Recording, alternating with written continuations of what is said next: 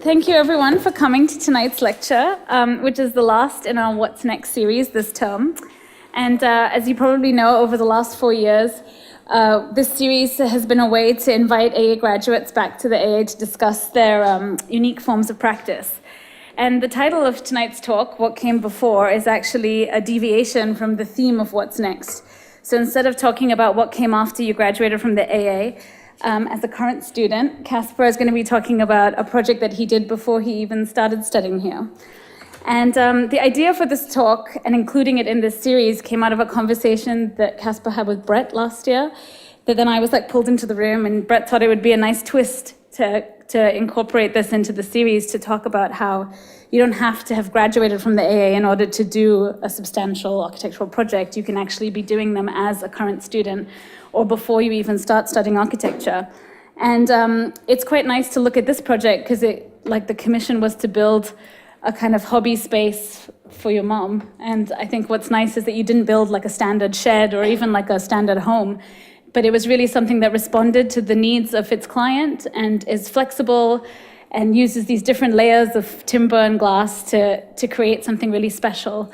So yeah, I'm excited to find out more about how the process went. So to briefly introduce Caspar, although I guess you all probably know who he is. He's currently a second-year student in Intermediate 5. He previously studied physics at the University of Amsterdam, graduating with both a bachelor's and a master's from there. And in the final year of his master's, he worked on research at the chip manufacturer ASML. He worked briefly for a CO2 technology company and then quit his job to build and design the garden house that we'll hear more about tonight. And 8 months later, he finished the project and subsequently applied to study at the AA. So without any further ado, I'll hand over to Caspar.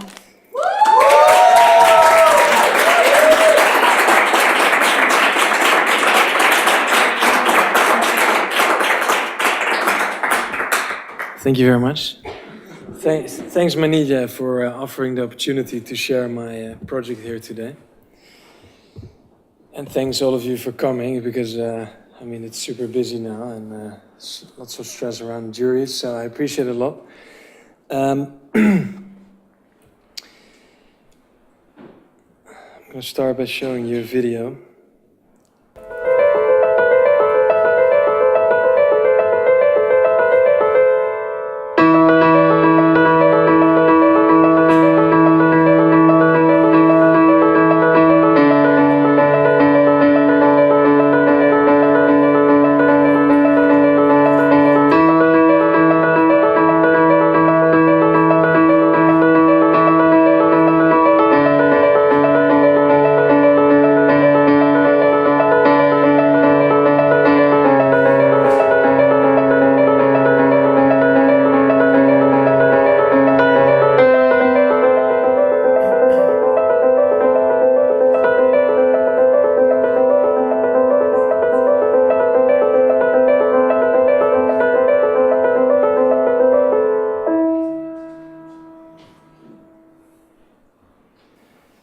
Tonight I'm going to tell you the story of how a physicist ends up on Dezeen, but perhaps more importantly, I hope to give you some insight on how you may end on Dezeen in the next year as well. So, but before I go into the project itself, I wanted to share with you something else. And it feels a bit weird mentioning it, but I must say it would have been even more weird not sharing it. It's today, 4th December, it's exactly 8 years ago that my father died. And it is for many reasons because of him that I'm studying architecture now. And I'm among all of you. And he was an incredibly warm and inspiring man. And he took us from that we could barely walk to his projects. He was a real estate developer and a builder, and he was always super excited about it. And I can still feel this excitement and smell the fresh concrete. And we would be wearing one of these pink helmets me and my three brothers walking around. It was always pretty incredible. Somehow he thought about me as an architect from a young age. And what's interesting is that I have three older brothers, he never mentioned it to them, but somehow he saw something that made me belong to you guys. And it was only actually maybe only now that I see what he was seeing, now that I feel so comfortable with you guys. And it's just been incredible to be here at AA.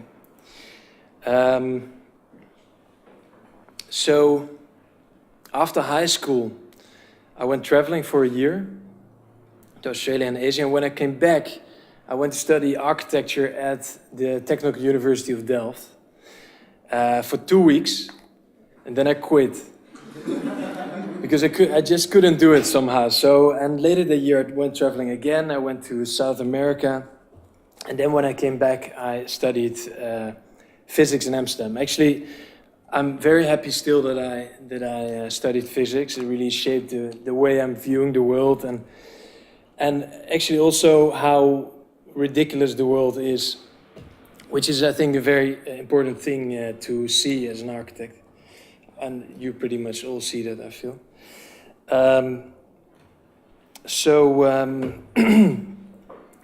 Then, where was I? So I studied physics, but every year that I was studying physics, I still had the architecture in the back of my mind. So I would drag my girlfriend and my mother every summer to some kind of remarkable architecture institute in Europe and say, yeah, next year I'm going to study here. But then in the end I wouldn't do it because I couldn't really leave physics behind. So at some point I even went to the summer school here after my bachelor, which was incredible, but still I was like, yeah, I don't know enough about physics yet, so it's not time to make that switch. And then I did a master in physics. After my master, I thought, well, now I know so much about physics, I better find a job in physics as well. So it was only after 6 months within that job that I was talking to my mother, and she mentioned that she wanted to build this, or buy actually this prefab garden shed. And I managed to convince her that I would design and build it for her, which was not really that hard because the whole plan involved that I would move back to my mother, move in with her, and work there for a year, which was something she was possibly more excited about than the whole shed idea. And it turned out an incredible year. So I quit my job. The first thing I actually did, I think, which was very important to the project, is that I gathered a team of experts around me.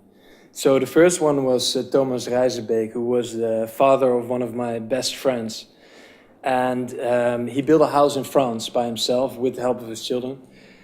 And I would Skype twice a month with him to discuss all the technical problems. He lived in Switzerland, that's why it was always through Skype. And these sessions turned out mostly to be sort of therapeutical psychological sessions, because it was a major struggle most of the time, just figuring out stuff by myself in my mother's garden. So he was incredibly important, incredibly helpful. Then there was my friend who's a carpenter. I discussed the wood joinery with him. I discussed the tools I needed. My girlfriend was an incredible eye for aesthetics, and actually also had some very good technical ideas that made it into the final design. And obviously there was my mother, who's the inspirator, who's my mother, who's the funder and the client. So, and then an incredible year started, just working outside all day, having an amazing lunch conversation with my mother. It's also really nice to maybe go back and spend this much time with your mother after you've been away for a few years, and get to know each other in a different way. An absolutely incredible year.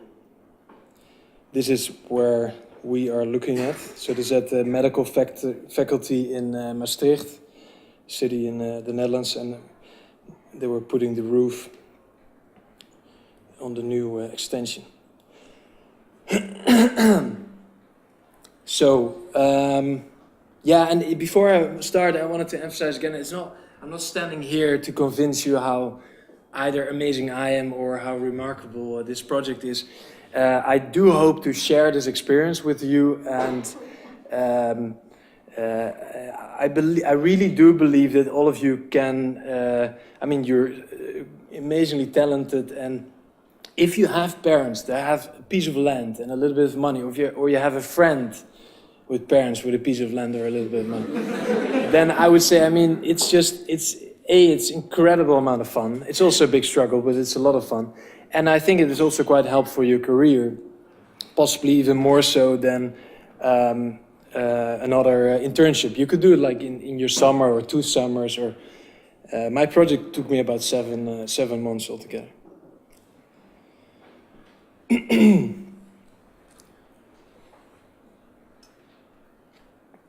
So before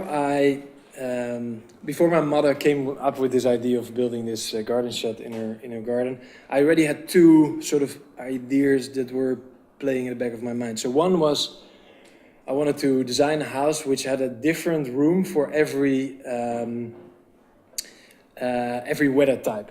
And the other one was, I wanted to design a house that consisted of a suitcase and an umbrella. And then the umbrella would be to protect you from the weather, and the suitcase would house all your facilities, like the toilet, your bed, your storage, your drawers. And then whenever you would need it, you would take it out and you would literally live on top of your suitcase, use it, and protect yourself with the umbrella. And then my mother's wish list came in as well, which was pretty long, and including she wanted to sleep under the stars in a comfortable bed. She wanted to go bird watching. She wanted to have dinner with 30 of her best friends. She wanted to have a little theater for her grandchildren, to perform plays for the family. Meditation, mediation, and endless list. So with these 3 elements, I started to design, which also through talking a lot with my mother ended up in this concept, where you basically have one layer, that's the suitcase, so at the bottom line, which houses the beds and the storage.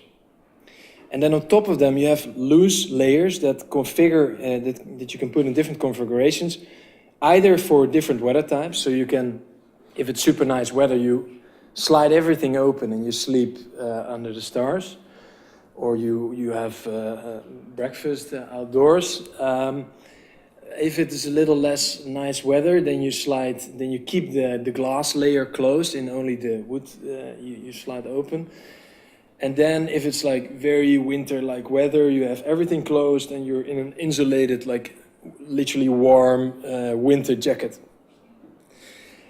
And so that's with regards to weather. And then obviously you have also these configurations that allow for different activities. For example, the bottom one turns into one big space, which would allow for a very long table for a dinner with maybe 30 guests. So I looked at a few references, and I was very much looking for this traditional house shape, and then in a modern jacket, modest design, especially the one in the middle. This one is my favorite project by Bernardo Bader, House on Moor. Yeah, I think you can see some elements of that back in the design. So I was looking at different kind of facades, how they should open. It should be glass, should it be just wood? I was looking at how the layers would move, slide, lift, explode. Earlier design where you slide everything back. There's a little crit from my nephew. Well, there's also some. Well, again, this is sort of summarizing everything I said, all the activities that you can do. And then there was the question of the structure. Because it's not attached to the ground, it needs to get a stiffness from something else. So I was looking at this sort of train station structure, kind of trusses. And I was experimenting with different configurations in terms of aesthetics, what would be strong, where would I not lose too much of my actual space inside. In the end, I went for the upper left one, right one for you guys. Different sliding systems, which turned out into a steel angle with a groove wheel, the double bearing groove wheel. They can carry up to 500 kilos each, and it's a super stable way of sliding. Roof, slate, or zinc. Zinc is super expensive, slate is quite expensive and super heavy. We were looking for something light, obviously. So in the end we went for the steel roof that is super easy to manufacture, to install, and very highly durable. It's pretty cheap, and it's also pretty light. Choosing the wood consists of Douglas pine, which is also light, and it has quite a high. There's a lot of oils in that, so it's cheap wood, but because of all the oils, you can actually leave it outside for about 20 years, and nothing will happen to it. You don't even need to treat it. So some earlier designs where I designed this concrete sort of box within everything the whole living would happen. It's fairly similar to the final concept here. Big doors that would open up, which seemed quite problematic because you're gonna get all these forces on the hinges. So we got rid of the doors. Here you see clearly how all the functionality is supposed to go in the layer, like in the bottom layer, the beds and the storage, and maybe even the one I built doesn't have a bathtub, but that was in one of the initial designs, to have one of the bathtubs hidden in the floor.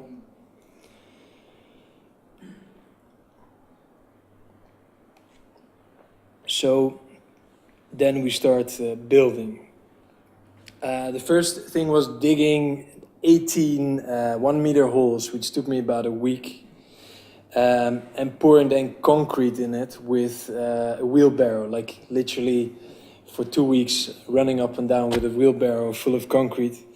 That was quite a tough start, but it became very rewarding when I got to the bit that stuck out of the ground.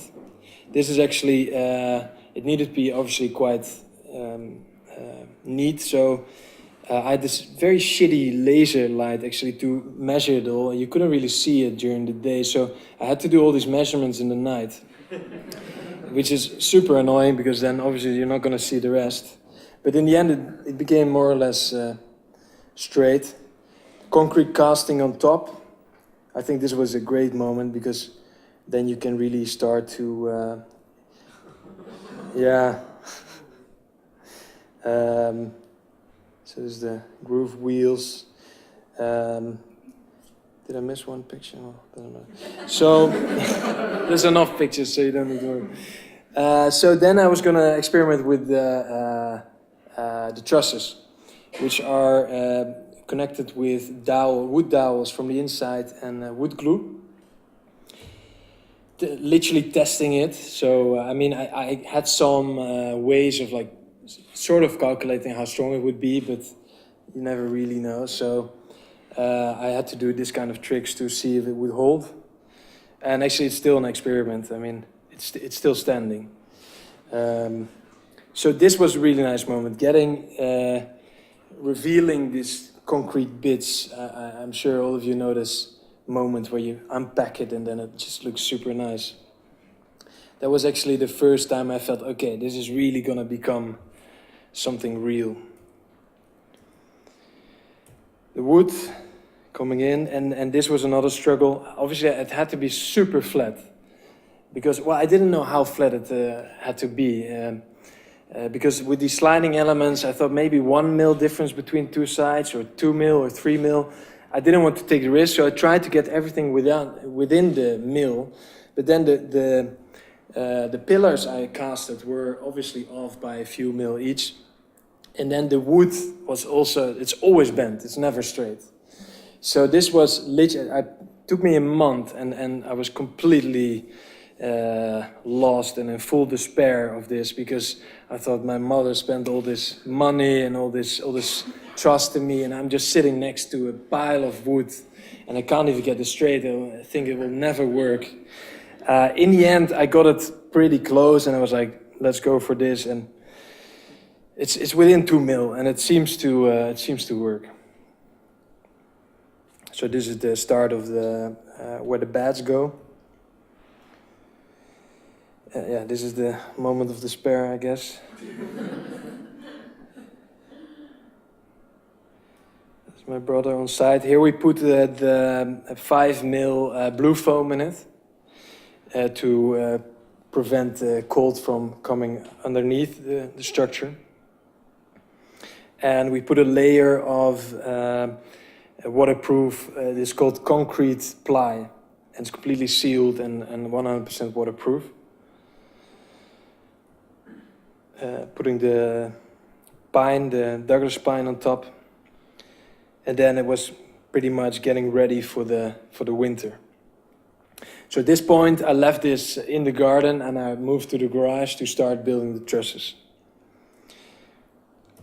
which I did in a very mechanical way. Saw one piece 50 times, the other piece, there were about 120 pieces, doing the all, stacking them up, and then slowly putting the whole thing together. It took me about 6 weeks, which was, I mean, it was an incredible year, but there were like awfully boring stuff like this that had to be done. And which is only really rewarding at the end of the 6 weeks. These are the walls with the rock wool insulation. The roof, attaching the wheels to the trusses. There's my mother helping, and sometimes she would step in. Here I'm bending one of the roof tiles to make sure that when the two pieces come together, they overlap, and so it's not leaking. So this in total was 16 of these trusses. Then it was spring, and I had basically all the pieces from the garage, and it was time to put it all together in the back of the garden. With my brother's help, my friends helped. And that started off pretty good. It was tricky because you have these big trusses and they're connected to the wheels, so it's super unstable. And we had no real solid idea of how to do that, so it was sort of a trial and error. But we grew super confident after we had clamped those 4 elements in a row. But that's always dangerous to get too confident. So within an hour, everything collapsed. And we went for lunch and discussed it. And luckily enough, nothing really broke and nobody really got hurt. But I think it's one of these moments that you get overconfident. Then we stuck on the insulated walls. So it's basically like a full package, almost like an IKEA package that I made, and which we could put together in a few days actually. So the roof. This is a foil that is I don't know how it's called in English, but it's, let's say, damp. So water vapor can pass through from one side, but there's no way vapor can go or rain can go to the other side. So it remains let's say, the breathing capacity of the house. So then it starts to really look like a house slowly. And that was just so super rewarding, like seeing it grow every day. here we start, so you see like the outside layer is completely done, and now we start the inner layer. Yeah. So here my girlfriend and my sister-in-law helping out. There's many people who have been coming, helping out for a day or some for a week, or it's also an incredible part of the project. So now the inner layers, let's say the structure is completely done.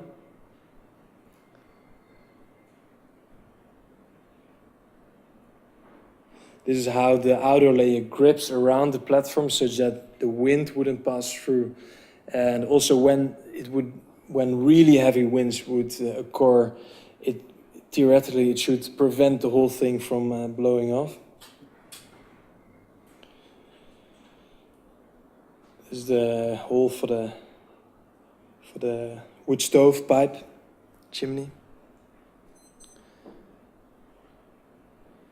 This is the Robin that would literally visit me every day, over a year. And like he would come closer and closer. At some point it was like a meter sitting here and I was working. And somehow I always had this idea, this was my father as a watchman on the construction site. So we got a very good relationship in the end. Putting on the sides, the glass, fitting in the glass, also with 4 or 5 people.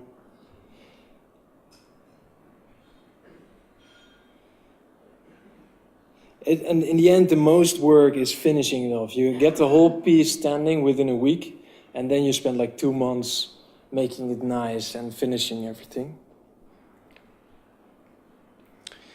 So this is almost there. Last bits, and here it's pretty much done. So it's about 2 months after we started building on site. So I run to some more close-ups. So these are the double bearing wheels that are connected with these bolts in a system where I can lower or raise the whole structure, just to make sure if things wouldn't come off as I planned, I could always correct this with the wheels. It's also something my girlfriend came up with, actually. And it was super helpful. If I had not done that, it would have been a complete disaster. There's a heat shield behind the wood stove. Again, spotlights in the floor. How the trusses connect to the side wall. This here, so the glass consists of 2 layers, actually 3 layers. There's a glass of 3 mil, of a layer of 3 mil glass. Then there's foil. Then another layer of 3 mil glass, which is insulating but also for safety. So if this breaks, it would never come down. It would just, you would just see a crack in it. This is the storage in the floor, the wheels, where I lifted the whole structure. This is where this bit slides over the other bit to make it completely waterproof. This little hinge there. Connection between the trusses, plugs in the floor, the rail system. Okay. So then we start to actually use the structure and see if the whole concept works and if it's nice to be there and to wake up there and invite friends there. So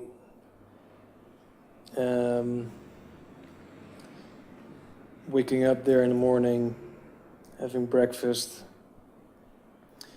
throwing a party, having guests over. It's my mother reading a book or being on Facebook. It looks like she's in her phone as well.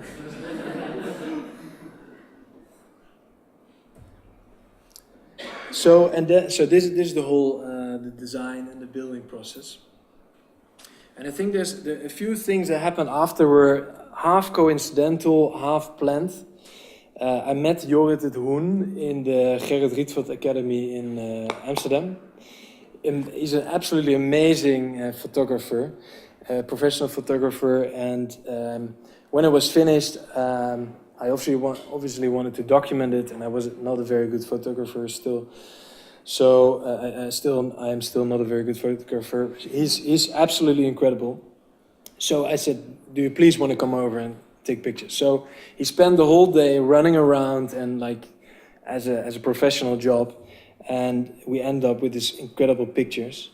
And there was another event where my cousin Tony Reis he visited with his drone. He had just bought a drone, and he said, "Yeah, can I fly around a bit? Can I film a bit?" I was like, "Yeah, why not? Could be fun." And but I didn't see the value of that all, just like playing around. So we flew around. I said, it's pretty nice to fly this thing. And then when he left, he said, I'll leave it with you, keep it for a week, fly around and bring it back to me. So at some point I started making more shots, and I was, looks pretty good actually. So I sent those shots to another friend, actually a friend of a friend, who turned that into a nice video, like nice video. And so together, this movie and the photos from Jorrit, I think were quite important for the whole advertisement, how it got on Dezeen. And so, that's too quick. So these are the pictures Jorrit took. So open configuration, so here it is like, what's that? All the different configurations.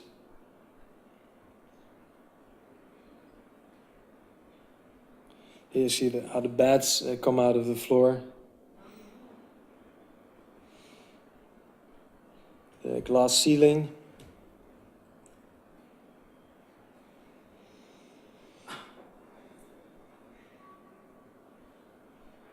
And how you could sit there in the night just with your fire. And just having this, being super comfortable but still being outdoors, enjoying your campfire, enjoying a good conversation. Under like these big trees. Actually, I found there were some coincidental things I didn't think of, but ended up quite nice. When you sit there and the trees are lit from below, I don't know, you have this, you feel like being under this big tree, this mother tree. It's really nice. So, and then Jorrit and I were like, okay, what are we going to do with this picture? Shall we try to maybe send it somewhere and see what happens? So we sent it to Dezeen, and we didn't hear anything for a month. And then suddenly, one day they posted it. And things went literally super crazy from that day. A few hours later, ArtsDaily contacted me. They wanted to post it as well. Then in Habitat, there were 5 million views on Facebook. There were a few million on YouTube. At some point, it was even in the list higher than Herzog and de Moren. I mean, obviously, I quickly took like a screenshot when I saw that. And then, so from that, it went even more crazy. Like there were people who wanted. It really, like for a few weeks, I felt what it was like to, what it must be like to be famous, because people wanted to interview me. They wanted to take pictures. They wanted to. It was completely nuts, and it was quite uplifting as well. You get this feeling of being I don't know, being for a moment you feel like a celebrity, which is a nice experience. I say, and then things went even more crazy when this is actually my mother's favorite talk show. She watches every night together with 500,000 other people. It's in Dutch, just to show you quickly the idea. It's just super weird that you see this lady, you see her every night on TV, and then Als je moeder iets vraagt, dan doe je dat. Zo dacht de Eindhovense Caspar Schols toen zijn moeder hem vroeg om een tuinhuisje te maken. Ze had wel wat eisen. Het tuinhuisje moest onder meer genoeg ruimte zijn om optredens te kunnen geven, etentjes voor 20 man te houden en om er te kunnen slapen. Remarkable I am, so that's really quite nice of her. But super weird, super strange. Oh yeah, related to ArtsDaily, they wanted to post it, but they needed nice drawings. And I had no idea to use AutoCAD or Rhino, any sort of that. I just knew how to use SketchUp. And so I didn't know how. I knew Eva sort of vaguely. And she said, okay, I'll try to help you. I'll teach you AutoCAD. But she saw me fooling around with it for like 50 minutes. She was like, this is never going to work. So she actually made these drawings for me. And they were posted along with the article. So that was another, like, I mean, you get just so much help from people. That's amazing. Then I thought, if I can get this in a fairly simple way with sharing these pictures and movie files, quite a lot of attention, maybe I can try to push it a bit more and send it to some awards. Some I got quite far, some rejected immediately. This one I got was really cool because this is actually a prize for, it's not super famous in architecture, but it's a prize for the hotel industry. They do it every year and they award the prize in the New Museum in New York. And I was chosen, I was not the winner, but the honorable mention.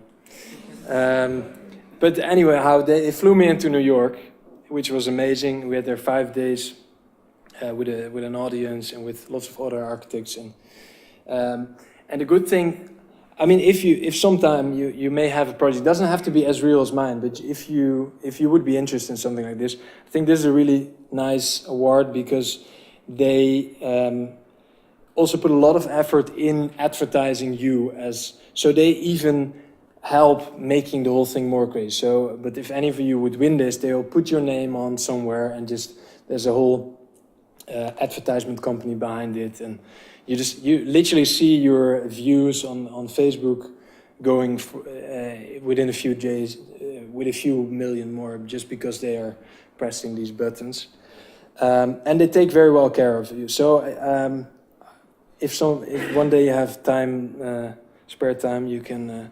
I would highly recommend joining into this one. But I had to change it into sort of a hotel concept because I wasn't a hotel yet. So I came up with this idea that I go on hiking trips every year, 10 days in the wilderness. I take my backpack, all my food for 10 days, my tent, everything, and go into the wilderness. And these are like incredible journeys always, where because you're alone and because you're so far out of the let's say the human world, you see all this, you pick up on all these little details, like, I don't know, you're having lunch by yourself on a big rock and a little hamster comes sit next to you, or in the morning suddenly the sun comes up and bursts like into fire on the lake. All these like beautiful little moments you are super aware of. So the idea was to use that as a concept but also provide the luxury that you normally would experience in a hotel. So you have a few pictures of these kind of travels. So this was the concept. So normally you are super connected to the outdoors when you go camping, but it's super uncomfortable. And there's not that many people who want to go hiking with 30 kilos and hike for many kilometers. Either they're just not interested in that kind of stuff, or they can't do it physically. So the idea was that if you're in a hotel, you have all the comfort, but you're super sealed from the outdoors. There's no connection with nature or your environment. So then I turned it into this concept, which is basically the house.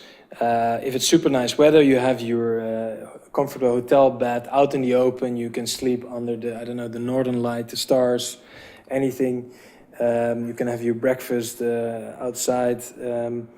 When it gets a bit more rough, you put you close the glass, and obviously in like harsh conditions, you close everything. So all to establish this relationship with your environment, with the weather. And I changed it a bit to fit in a toilet and a shower. Put in this little house. That was one idea. The other idea. So here we put in a bathtub in the floor. So this is how the beds come out. Yeah, there's another way of putting a bathroom in.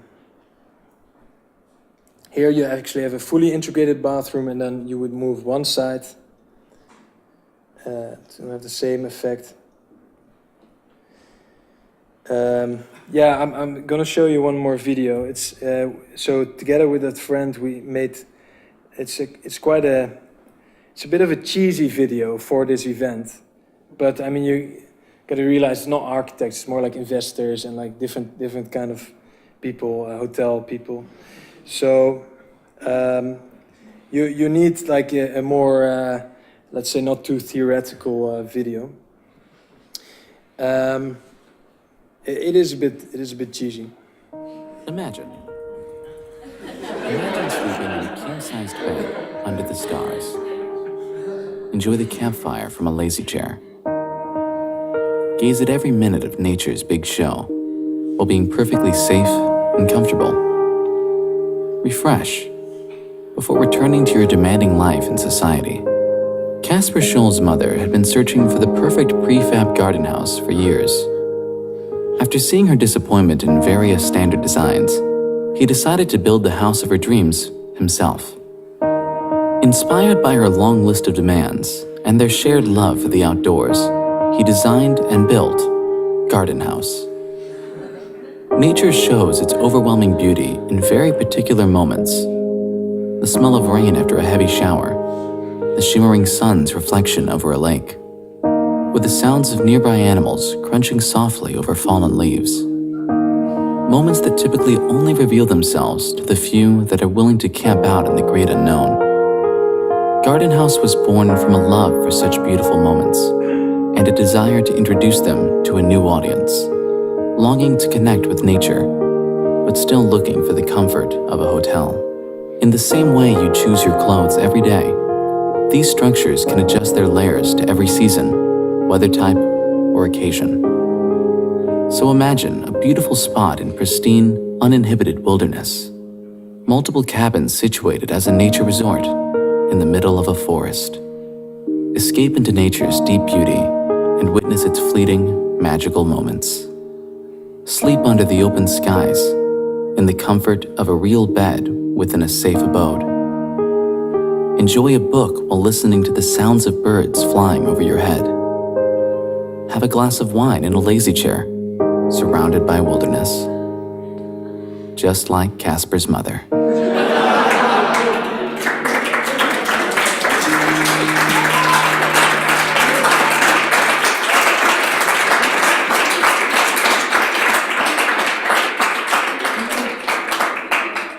Thank you very much. Yeah, I told you it was cheesy. And then, yeah, it's one thing. The funny thing is that after all this, I started to make this actual technical drawings, which was also super painful, but in the end, super rewarding just to make these drawings. So, questions? Or did you? No, that's what I was saying. How do you think it really works? Do you think it? Oh my God!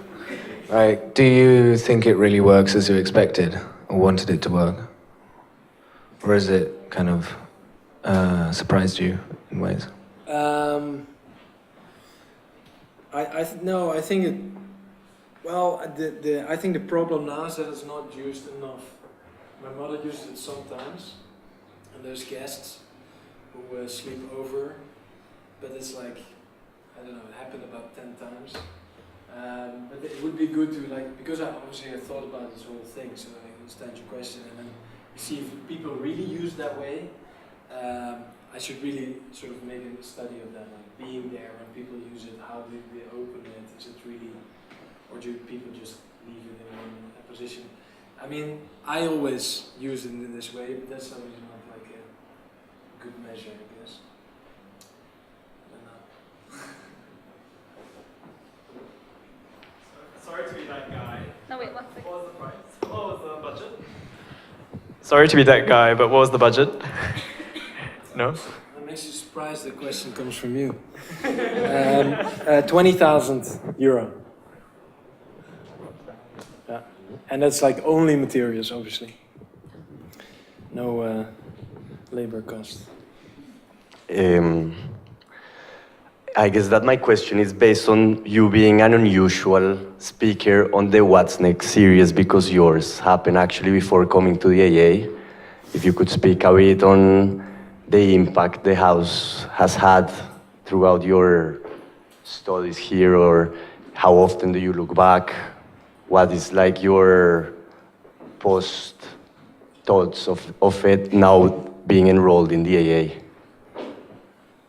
So you mean how does it affect my work here, or how does it affect my life? I wouldn't call it affect, or if it actually affects, if like how often do you look back at it, what are your thoughts nowadays, or based on you being on a more empirical methodology when you were building it, right now, if you see the same attitude in your unit work, or I don't know, any parallels or contrasts that you would kind of draw at right now? I think actually, I think that AA wants to teach me a completely different way of working. So, and I struggle with that quite a lot sometimes, but I also feel that I'm getting a lot out of that. I'm not saying that because Ryan is sitting there. I don't know. It almost feels like it's a completely different. I also don't feel like I have an advantage to the rest of my unit or the rest of it. It's just such a different. I'm relatively good at building stuff, working with wood, but that would be, I guess, the only advantage I have. Another question? No. Just that I was very interested when I first spoke to you about the house, and one of the questions I said is, how many times did you fuck up? And and I think that was, I was hoping to hear a bit about that, and how maybe on an academic level or like on an educational level such as the AA, maybe those mistakes like are different than the ones that you're worried about the budget of that your mother gave you. You know what I mean? So what did you say the last sentence, sorry? I don't know. Well, your first question, like how many times did you fuck up? In this project, I fucked up everything the first time. So it's almost like I built two houses because I had to redo everything. But that's like in the process of building, and we're almost never here in the process of building. We're always in the process of designing something. And I guess in designing something, I'm not sure if you can fuck it up as long as you're experimental enough. Yeah. I'm not sure if that answers your question though, but... Sorry, this is a very technical question, but how did you join, like make it waterproof between the two glass sides? That's the wrong way. There's this piece. This one picture I showed you. So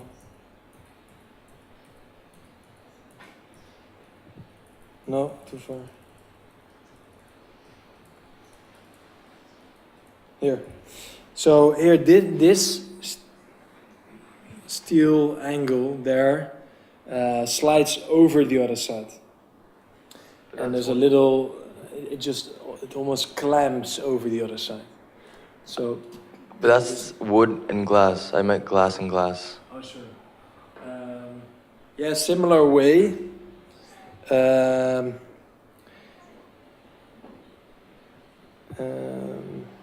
not sure if I have a picture of that. So you can see here how it's sticking out as well. So it's also sliding under the other bit. And then the rain is directed to the platform and it goes into the ground.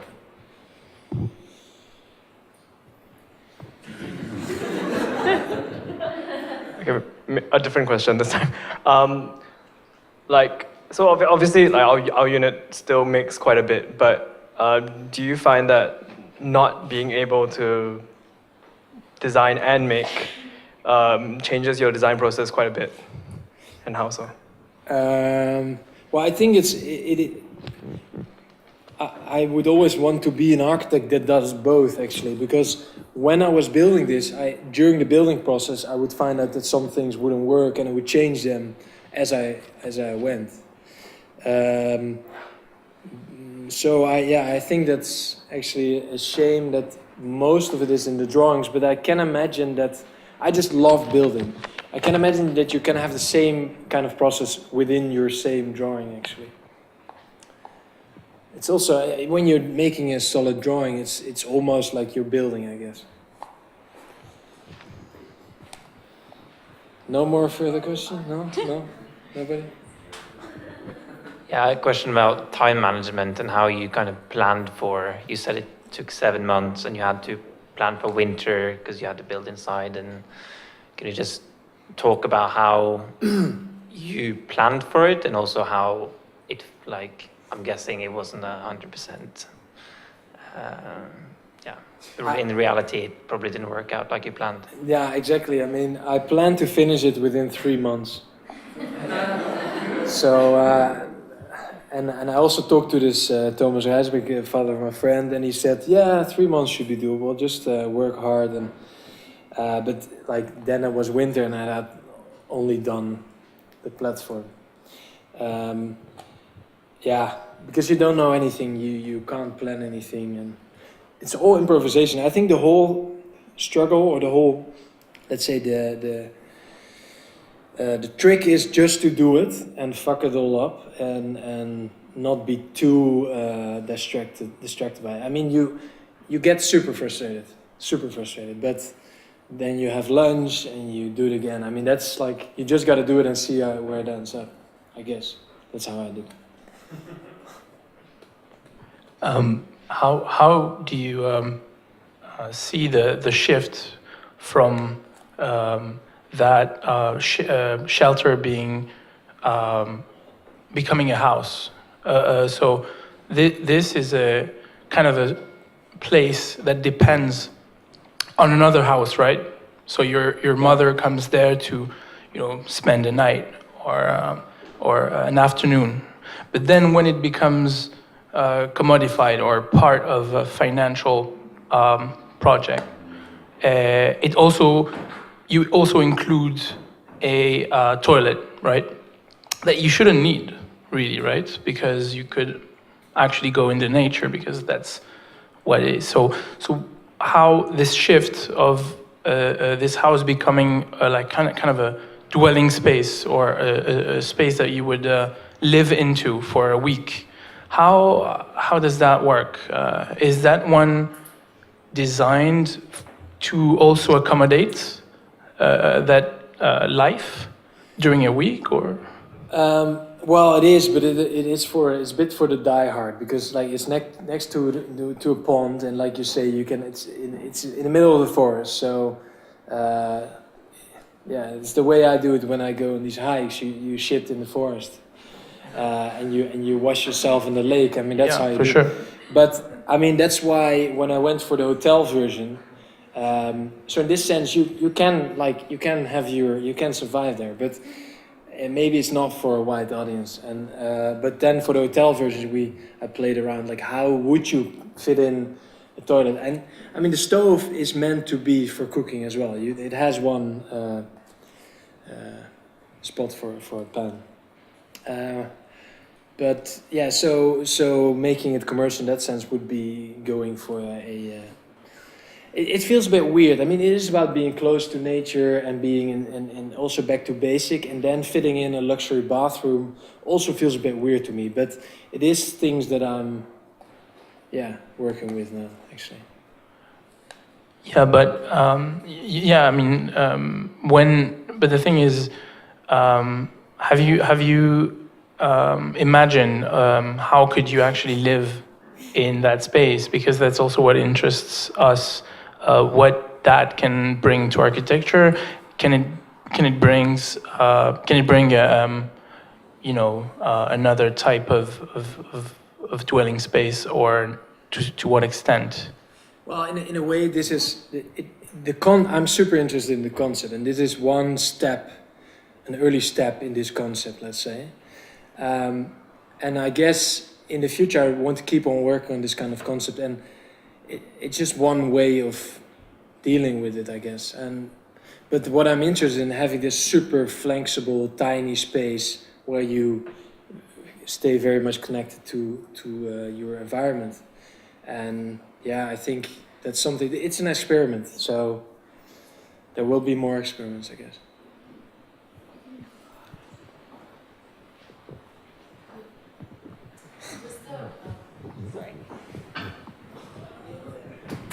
Just a question about your process of building. You showed the constructive drawings after building your project. So you had only sketches while you're building? Just SketchUp file. So I literally, you have this ruler in SketchUp. So I would build with my SketchUp file and measure everything and then make it. Okay.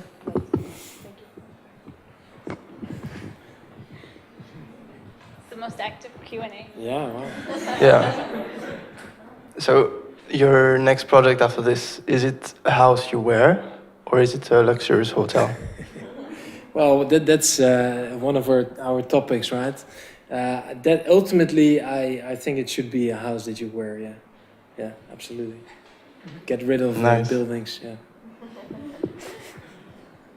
I think that's an excellent note to end on. Thank you very much. And just before we end, I wanted to say, I think I was talking to Sabrina right before the lecture started, and we've had many lectures at the AA that were organized by students in the past, but we've never really had an evening standalone lecture by a student.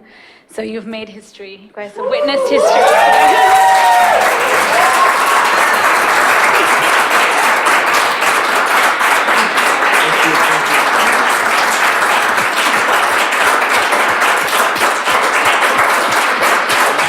Enough.